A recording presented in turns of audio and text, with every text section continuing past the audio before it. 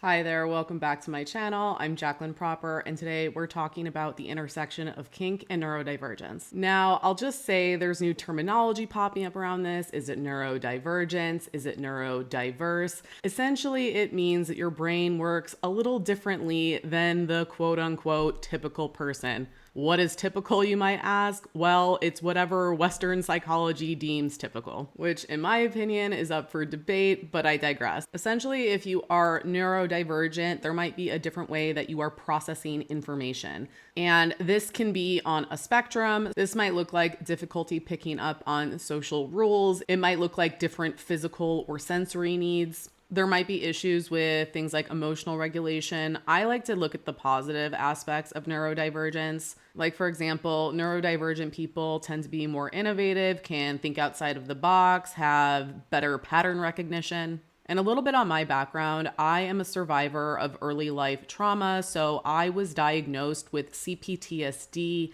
in my 20s, and then later diagnosed with ADHD. And then recently I looked at the autism spectrum qualities, especially in high functioning women. And I was like, oh, this is too close to home. But I tend to not want to absorb labels too much. It's been part of my journey to actually claim flexibility in my persona and not be so quick to identify with boxes or rigid labels. I think for some people, it can be incredibly helpful to get diagnosis to help make sense out of your experience. But for me personally, I like to just say, I'm a little neurospicy, I'm a little neurodiverse. And I know CPTSD does sometimes show up as neurodivergence or symptoms of neurodivergence. So sometimes I'm like, is it my trauma? Was my brain born this way? I'm not really sure, but I'm working with it. Now let's get back to the topic of neurodivergence and kink. I am speaking a lot from my own personal experience. I find that there seems to be a lot of cohesion between kinkiness and neurodivergence, and I think there's a few reasons why, which I'm going to get into during this video. Again, this is based on a lot of my personal observation and pattern recognition on working with people that are kinky for the past several years. But there is a small study out there. In 2014, Dr. Amy Marsh did a study that found that there was correlation between folks that practiced BDSM and folks that were on the autism spectrum. Now, there's a few reasons on why kinkiness can be really appealing to people on the neurodiverse spectrum. And one is the incredibly clear communication that goes on in a BDSM or a kinky scene. There tends to be really explicit instructions. There's no gray areas or reading between the lines. It is very laid out on what we are going to do during this play session, and the communication is very clear, which tends to be very comforting to neurospicy folks instead of trying to read nonverbal cues on how they're supposed to respond in a given situation. Another reason why I think neurospicy folks enjoy kink and BDSM is because of the community. The community is very inclusive, so nobody cares how quote unquote weird you are. And I think when you grow up in a society or in a world where you feel deeply out of place, you feel weird, you feel like you don't fit in, it is a breath of fresh air to walk into some of these kink or BDSM spaces. And I find that people that are neurodiverse do feel at home in some of these spaces socially. Another reason why someone who is neurodiverse might be interested in kink or BDSM is because of their unique sensory processing. A lot of people that are neurodiverse definitely have unique sensory experiences, and being in a container to explore those experiences in a contained environment can be very pleasurable, can be very healing, can be very exciting. And also I find that a lot of neurodiverse people tend to have these rich internal worlds that they can express through things like their special interest, art. You could argue that kink is a special interest, right? It's a special sexual interest. I also find though that people that are on this neurospicy spectrum tend to be a little bit more psychic and spiritual. And I believe that's because their connection to the collective unconscious is a little bit more direct access. The veil is a little bit thinner, you might say. Therefore, expressing archetypal energies and things come a little bit more naturally. And I've done some thinking on why this might be the case, and this is what I've come to. is that people that are neurodiverse tend to also experience more developmental trauma. And that's just because they're not fitting into the societal conventional mold. There might be a lot more shadow material. There might be an interruption in healthy ego development. And when that happens, there does tend to be a thinner veil to the collective unconscious. I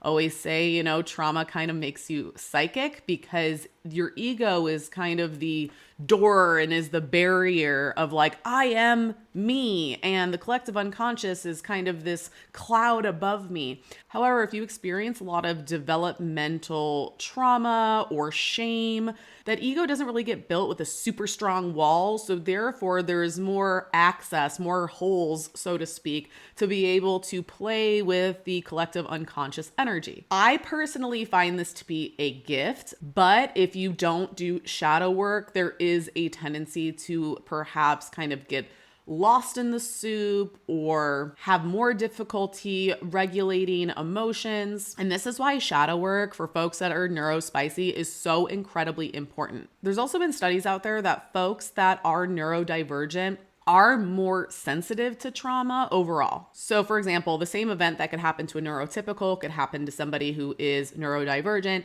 and the outcome is completely different, meaning that that neurodivergent person actually holds on to more trauma in their body, in their nervous systems. And this is because folks with neurodivergence have more sensitive nervous systems, hence the sensory issues, hence the emotional regulation. So I find that a lot of people that are on the neurospicy spectrum tend to have a lot of symptoms of complex PTSD, early life or developmental trauma, even if on paper the trauma didn't look like this big capital T trauma, like hardcore abuse or anything.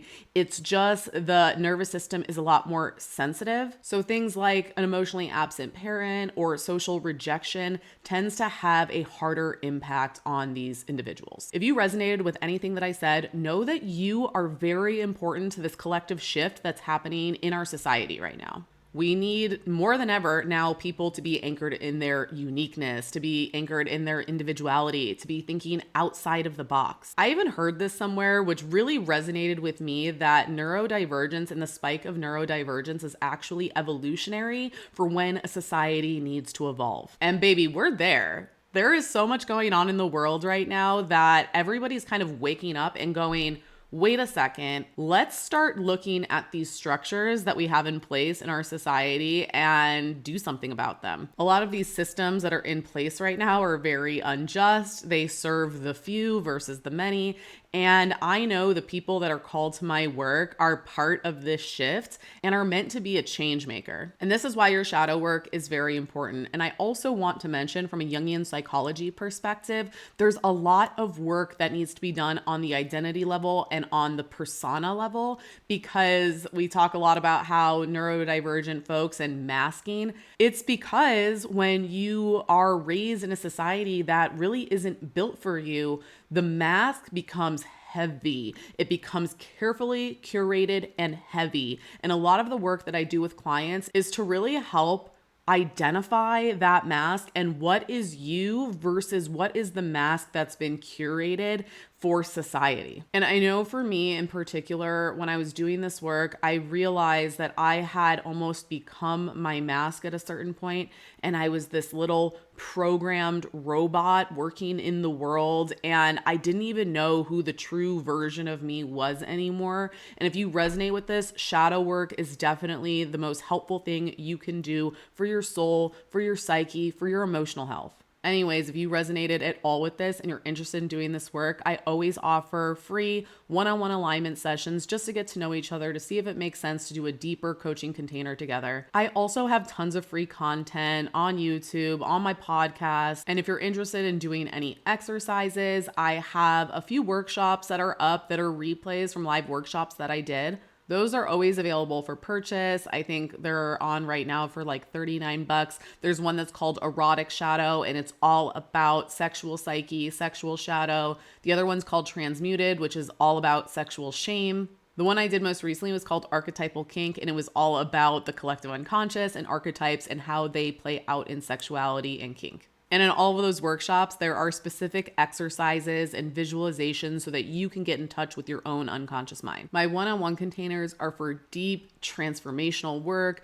I usually work with clients a minimum of 6 months where we really get down to the roots of your conditioning. We do shadow work, we do dream interpretations, we do custom visualizations. It's a really activating container where we go deep. And again, if that interests you, there's a link in the notes where you can book a one-on-one session with me. Other than that, thanks for being here, and I'll see you next time.